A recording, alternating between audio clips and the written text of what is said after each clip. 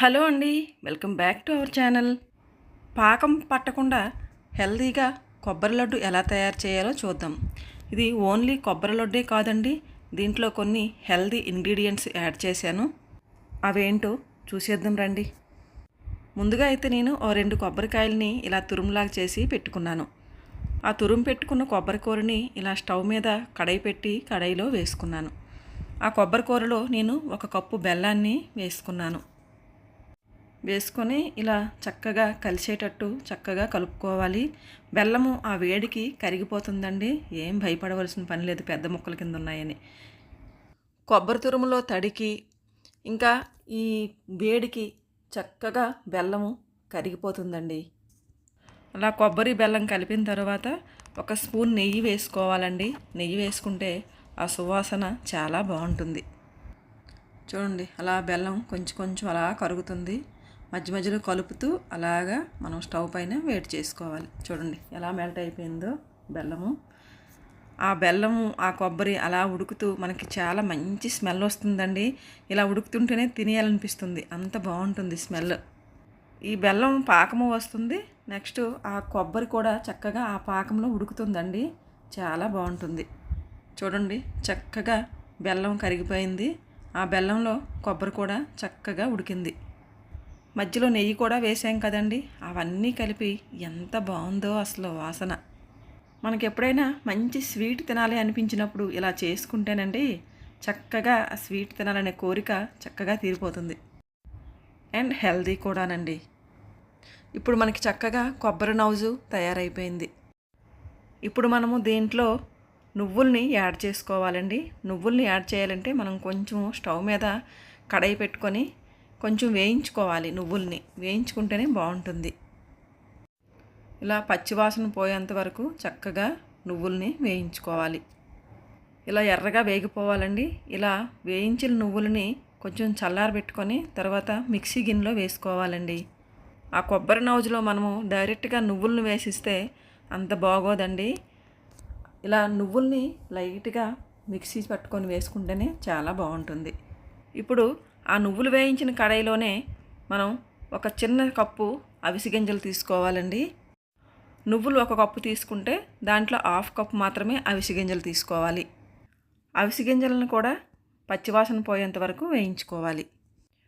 ఇలా వేగిపోయిన అవిసె గింజల్ని ఆ నువ్వులతో పాటు ఇవి కూడా మిక్సీ గిన్నెలో వేసేయాలి. విడివిడిగా అవసరం లేదండి, 2 కలిపి మిక్సీ చేసుకోవాలి. కొంచెం చల్లారిన తర్వాత 2 కలిపి ఇలా మిక్సీ గిన్నెలో వేసుకొని మిక్సీ చేసుకోవాలి. ఇప్పుడు ఆ నువ్వులు అవిసె గింజలలో 3 ఇలాచీలు వేసుకోవాలి. ఇలాచీలు వేస్తే ఆ సువాసన చాలా బాగుంటుందండి. ఇప్పుడు మిక్సీ మూత పెట్టుకొని అలా కోర్సుగా గ్రైండ్ చేసుకోవాలి. మరి ఫైన్గా అవసరం లేదండి, కొంచెం ఇలా కోర్సుగా గ్రైండ్ చేసుకోవాలి. అలాగని మరి పెద్ద పెద్ద ముక్కలు ఉన్నా బాగోదు, అలాగని ఫైన్గా అయిపోయినా బాగోదు. ఇలా కొబ్బరి కూరలాగే ఉండాలండి. ఇలా చేసుకొని ఇప్పుడు మనం ముందుగా సిద్ధం చేసుకున్న ఈ కొబ్బరి నౌజులో ఈ మిక్సీ పట్టుకున్న నువ్వుల్ని అవిసె గింజల పొడిని వేసుకోవాలి. వేసుకొని ఆ కొబ్బరిలో కలిసేటట్టు చక్కగా కలుపుకోవాలి. ఇలాగా చూడండి ఎంత చక్కగా కలిసిపోయిందో. ఆ మిశ్రమం కొంచెం చల్లగా అయిన తర్వాత ఇలా లడ్డూల్లా చుట్టుకోవాలి.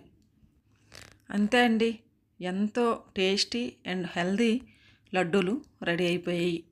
మనం అవిసె గింజలు తినమంటే మామూలుగా అయితే పిల్లలు తినరండి. అందుకని మనము ఇందులో నువ్వుల్ని అవిసెలని కలిపేసామనుకోండి, దీంతో పాటు తినేస్తారు, అసలు గుర్తు కూడా పట్టలేరు.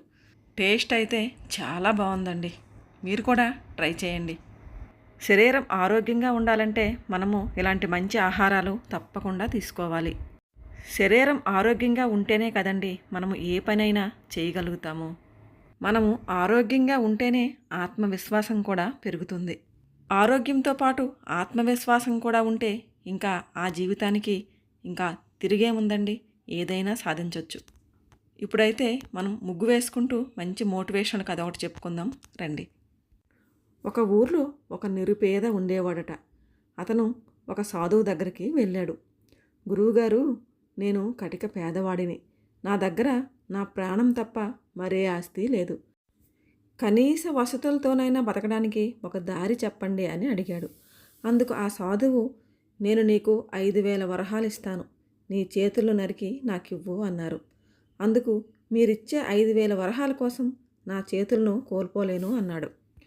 ఇలాగే కాళ్ళు కళ్ళు ప్రాణాలకు విలువ కట్టి వాటిని ఇస్తే డబ్బులు ఇస్తానని అన్నాడు ఆ సాధువు. అందుకు పేదవాడు, మీరు ఎంతటి గురువుగారైనా కావచ్చు, డబ్బుకు నా అవయవాలు ప్రాణాలు ఎలా ఇస్తాను అని ప్రశ్నించాడు. అప్పుడు ఆ సాధువు, నీ దగ్గర నీ ప్రాణం తప్ప మరే ఆస్తి లేదన్నావు, చేతులు కాళ్ళు కళ్ళు ఇలా ఏవి అడిగినా ఇవ్వనంటున్నావు, డబ్బులు ఇస్తానన్నా సరే నువ్వు ఇవ్వనని చెప్పావు, అంటే నువ్వు ఇవ్వకూడదని అనుకున్న ప్రతి అవయవము అమూల్యమైనదేగా. మరి అటువంటి అమూల్యాలను నీ దగ్గర ఉంచుకొని నేను పేదవాడిని, నా దగ్గర ఏమీ లేదు అని ఎలా అంటున్నావు? నువ్వెలా పేదవాడవవుతావు? కనుక జీవితంలో వీలున్నంత వరకు కష్టపడు, అవకాశాల కోసం ఎదురుచూస్తూ కూర్చోకు, ఆలోచనలతో రోజులు గడిపేయకు, నీ శక్తియుక్తుల మీద నీకు విశ్వాసం ఉండాలి. అంతే తప్ప నేనేది చేయలేనని అనుకుంటూ కాలం గడపకు. నీ కర్తవ్యం నీవు నిర్వహిస్తే ఫలితం అదే వస్తుంది కదా. కాబట్టి నీ ప్రయత్నం నువ్వు చెయ్యు అని సాధువు జ్ఞానబోధ చేశారు ఆ పేదవాడికి. అప్పుడు ఆ పేదవాడు కళ్ళు తెరిచాడు. పుట్టుక ఎలాగైనా ఉండొచ్చు, కానీ ఎదగటం ఎదగకపోవడం మన చేతిలోనే ఉన్నదే. కష్టాలను జయించడానికి అమూల్యమైన ఆనిముత్యమైన ఆత్మవిశ్వాసం ఒక్కటి చాలు. ఆ తరువాత అంతా దేవుడే చూసుకుంటాడు అనుకుంటూ ఇంటి దారిన పట్టాడు. అంతే కదండి. మన ఒంట్లో శక్తి ఉన్నప్పుడు, మన అవయవాలన్నీ చక్కగా ఉన్నప్పుడు, మనకి ఏది చేతనైతే ఆ పని చక్కగా చేసుకుంటూ న్యాయబద్ధంగా ఉంటూ జీవనం సాగించాలి. అప్పుడు తప్పకుండా భగవంతుడి తోడు మనకుంటుంది. ఈ వీడియో మీకేమైనా ఉపయోగపడిందా అండి? ఉపయోగపడితే ఇంకొంతమందికి షేర్ చేయండి. వీడియో నచ్చితే లైక్ చేయండి, సబ్స్క్రైబ్ చేసుకోండి. ఇంకో మంచి వీడియోతో మళ్ళీ కలుద్దాం. అంతవరకు బాయ్ అండి.